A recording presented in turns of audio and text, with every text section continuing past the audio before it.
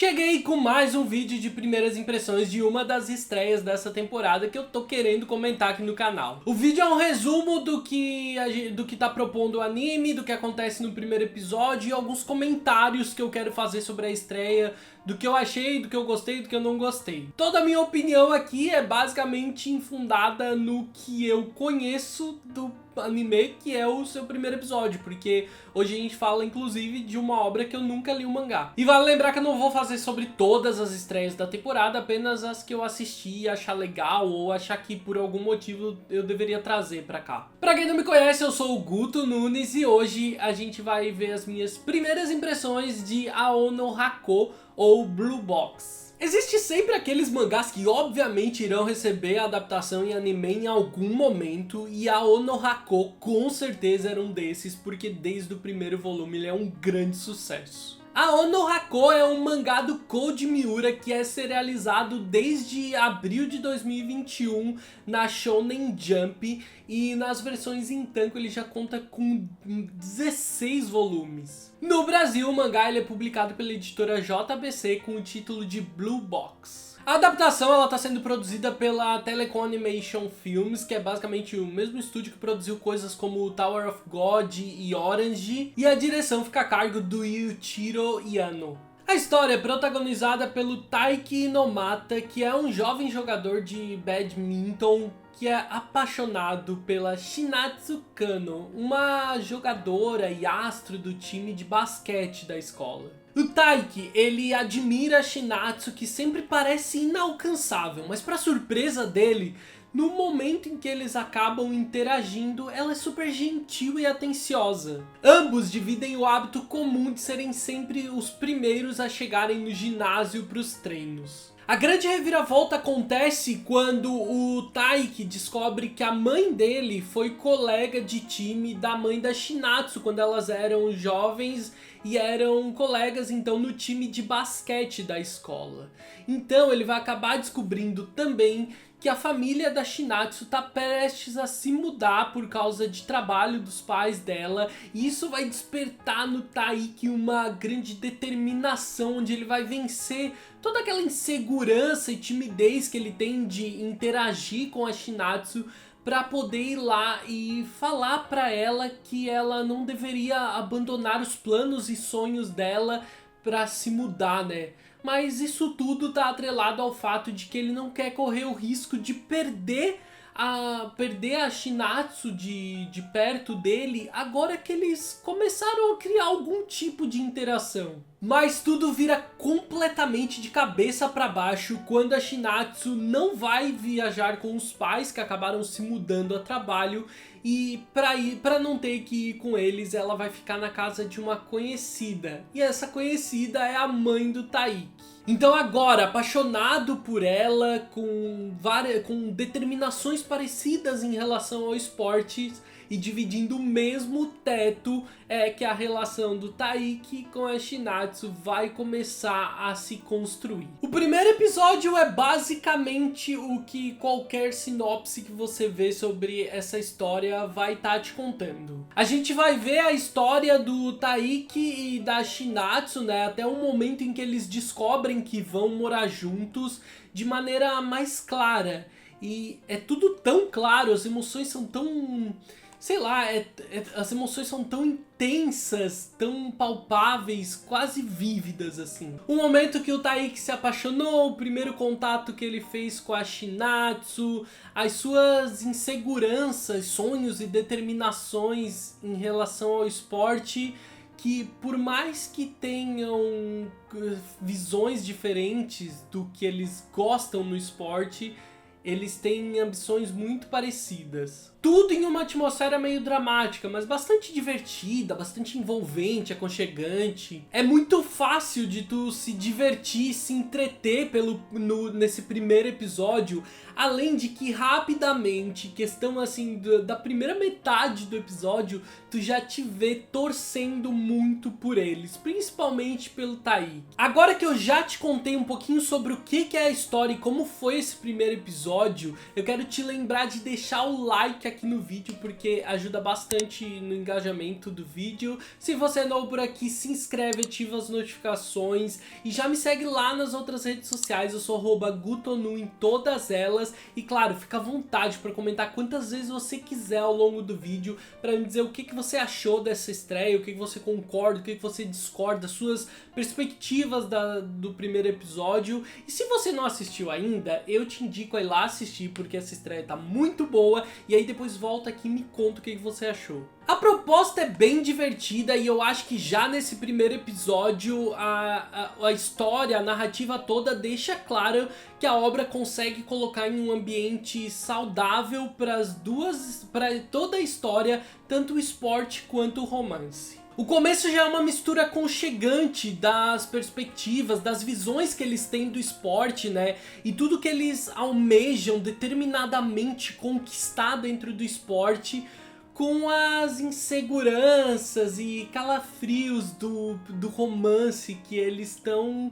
começando a construir ali, né? Aquelas inseguranças, conflitos e desafios daquele grande e gostoso romance adolescente. Os diálogos entre eles, por exemplo, apontam sempre aquela atmosfera competitiva do esporte, mas sempre tudo mencionado, tudo abordado de uma maneira muito apaixonada. E não necessariamente esses diálogos sobre o esporte, eles funcionam como, sei lá, metáforas pra proposta de romance entre os protagonistas. Não, às vezes o diálogo sobre o esporte é basicamente sobre o esporte e sobre alguma perspectiva que eles tenham de maneira isolada sobre as ambições que eles têm dentro do esporte. A história, ela deixa bem claro pra gente que dá pra te viver essas duas coisas de maneira paralela, sem que uma necessariamente prejudique a outra. É muito legal porque ver essas coisas coexistindo paralelamente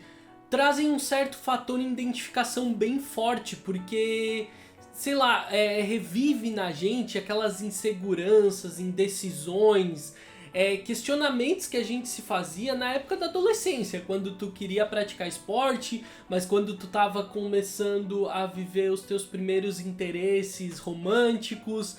Então eu acho que existe um fator de identificação muito fácil de abraçar na história. E tudo isso tem um ritmo muito saudável. As coisas que estão sendo propostas pra gente aqui, elas não se atropelam. As interações entre o Taiki e a Shinatsu, elas são muito naturais e as suas intenções e vontades, elas são muito honestas, assim, em alguns momentos elas chegam a ser quase palpáveis. É fácil da gente aceitar tudo aquilo que a história tá propondo e não é enfiado goela abaixo na gente, é genuinamente fácil de aceitar aquilo ali e de torcer por eles. Existe um certo tom cômico na história que é apresentado pra gente principalmente através do fato de que o Taiki, ele tem zero tato social quando ele tá lidando, interagindo com a Shinatsu. E isso, é óbvio, causa diversas situações muito constrangedoras pra ele, que divertem as pessoas que estão em volta, como a própria Shinatsu,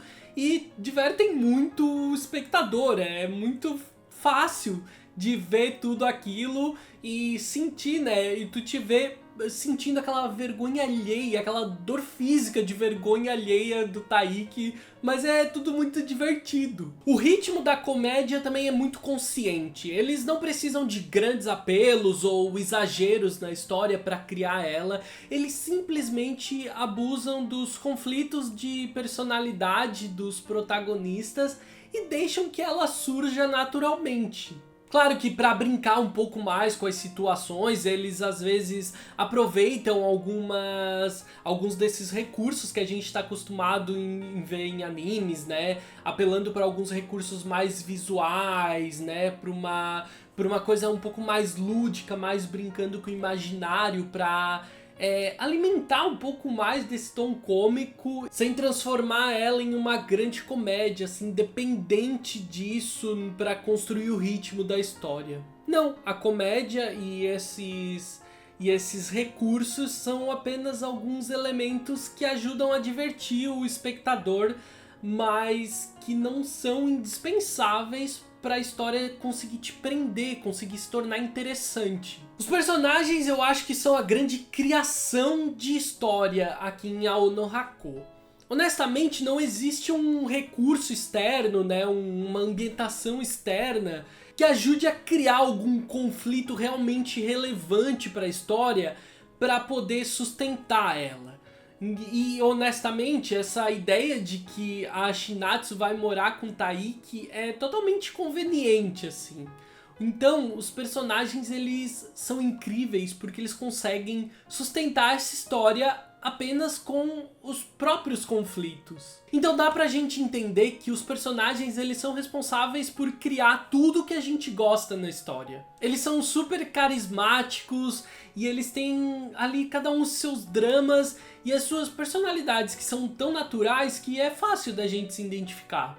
O Taiki parece um fracasso total, nunca conquistou nada de relevante no badminton e o seu primeiro grande amor ele sempre enxergou de maneira praticamente inalcançável. Mas quando ele tem o diálogo com a Shinatsu e ele explica o porquê que ele ama praticar badminton, o porquê que ele escolheu o badminton, é uma proposta tão justa, é uma escolha tão justa que logo faz a gente se afeiçoar e torcer por ele no esporte. Quando a gente fala do Taiki, tanto no esporte quanto no amor, os seus grandes objetivos parecem totalmente inalcançáveis e ele não possui atalhos ou movimentos poderosos para poder usar para conquistar eles. Tudo o que ele pode fazer nesse momento é persistir e trabalhar mais duro do que qualquer pessoa em volta dele para conquistar o que ele quer. Parece clichê, parece até um papo meio coach, mas a história vende isso pra gente muito fácil. E é muito fácil tu te ver logo abraçando abraçando as determinações e objetivos do Taiki. A Shinatsu, que parece sempre intocável, ela na verdade é muito gentil e atenciosa. E ela percebeu todas as vezes que o Taiki tentou se aproximar dela de alguma forma. Ela sempre notou quando ele se mostrou dedicado e deu duro pra conseguir alguma coisa. Claro que ainda existem alguns outros personagens que ajudam a gente no processo de entender um pouco melhor a cabeça dos protagonistas e também criar algumas passagens divertidas para a história. Kyo é o melhor amigo do Taiki no time de badminton e é basicamente o clássico linguarudo que fala tudo que vem na cabeça dele pro Taiki, não importa o quanto isso doa no amigo. Ele simplesmente não tem nenhum filtro e por mais que a gente se divirta muito nessas interações, elas também parecem muito construtivas pro Taiki como personagem. E tem também a Chou-hina, que é a amiga de infância do Taiki, né, que é parte do time de ginástica rítmica e que basicamente passa o tempo inteiro tirando sarro dele. Ela garante vários momentos cômicos nessas interações com ele, mas também alguns que são bem constrangedores. Honestamente, a presença da Hina em alguns momentos, ela até me gerou um certo gatilho assistindo ao episódio, porque eu sempre tive pavor a sensação de estar sendo ridicularizado pelas pessoas que deveriam estar ao meu lado de alguma forma. E ela não passa muito longe desse tipo de personagem, desse tipo de presença. Afinal de contas, é a melhor amiga dele, é a amiga de infância dele, que deveria estar apoiando ele ali no romance, nas coisas que ele quer. E ela fica lá fazendo piada dele o tempo inteiro. Mas vamos combinar que melhor amigo tirando sarro do protagonista não é nenhum elemento inovador em uma história. Na real, é um elemento bem comum e que eu acho que é um elemento comum, um recurso normal para tentar construir um tom mais cômico em alguns momentos, né? E talvez tentar baixar um pouco o nível dramático da coisa. Mas sei lá, em alguns momentos, pelo menos nesse primeiro episódio, parecia que tava destoando demais da atmosfera e da proposta de Ao no Hako. Assim, Ao no Hako não é realmente uma série que precisa de muita coisa pra funcionar como uma animação, pelo menos não nesse primeiro episódio. A gente ainda não viu quase nada, eu acho, de animação voltada pra parte do esporte da história, né? Nem pro basquete, nem pro badminton a gente viu muita coisa. E honestamente, badminton parece uma bomba de ser animado, tá? Parece muito difícil. Mas no geral as animações elas são todas bonitas, bem fluidas, né? Todas as cenas vale um destaque aí pra fotografia, storyboard, que constrói cenas belíssimas, assim, cheia de uma carga emocional muito legal. Eles abusam, assim, de ambientações e closes nos personagens para criar uma atmosfera mais emotiva em vários momentos. Essa parte de close nos personagens em algum momento ficou até meio, sei lá, estranho pra mim, porque era muito assim, sei lá, era uma fala close, vira close, sei lá, tropeça close, sabe? Era um tempo inteiro, assim, em algum momento eu achei demais. Mas não que tenha sido um problema. Porque no final das contas eu acho até que funciona, porque a gente acaba tendo uma perspectiva um pouco mais próxima do que da que o Taiki ou a Shinatsu estão tendo naquele momento, naquele diálogo. Porque o anime, ele entrega muito pra gente a perspectiva do outro personagem. E isso é bem legal porque ajuda naquele fator imersão que a gente gosta. E assim como nesses closes, né, assim como nessas cenas mais fechadas do rosto dos personagens, como eles fazem nos ambientes de maneira generalizada também, quando a gente tem uma visão um pouco mais aberta da coisa, eles abusam das ferramentas de fotografia e de luz e sombra para criar uma atmosfera assim cada vez mais densa emocionalmente. E é bem legal, funciona muito bem. A trilha sonora é 10 de 10, é totalmente coerente, super divertida, não só na questão musical, mas as partes que são usadas para construírem alguma coisa nas cenas, assim, elas funcionam muito bem, ajudam muito na construção da cena pra gente se sentir mais envolvido e tudo mais. Eu acho que ela é bem completinha e de maneira geral parece que eles usam recursos simples e saídas fáceis pra construírem as cenas.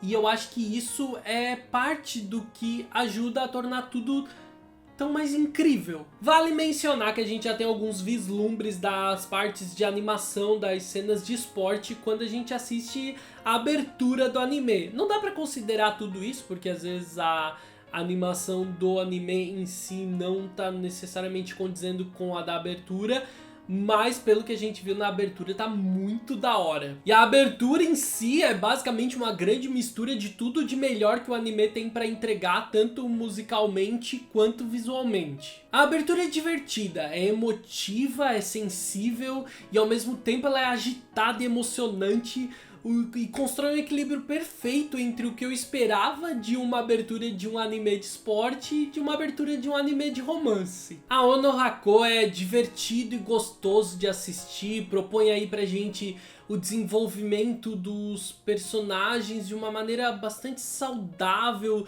sem abusar de muitos clichês, tudo em um ritmo bem consciente, bem sensível. Se toda a história, né, se toda a continuação mantiver essa narrativa natural do primeiro episódio, eu acho que a gente vai ter uma história muito da hora por aqui. Sem precisar cair nos absurdos de alguns romances, né, ou precisar acelerar, apertar o passo para construir a história dos protagonistas. Isso pode dar tempo para que a gente conheça melhor os protagonistas e torça genuinamente por eles. Deixa aí nos comentários o que você achou da estreia de Ao no Hako. Eu espero que vocês tenham gostado do vídeo. Eu vejo vocês no próximo vídeo. Um grande beijo. Tchau, tchau.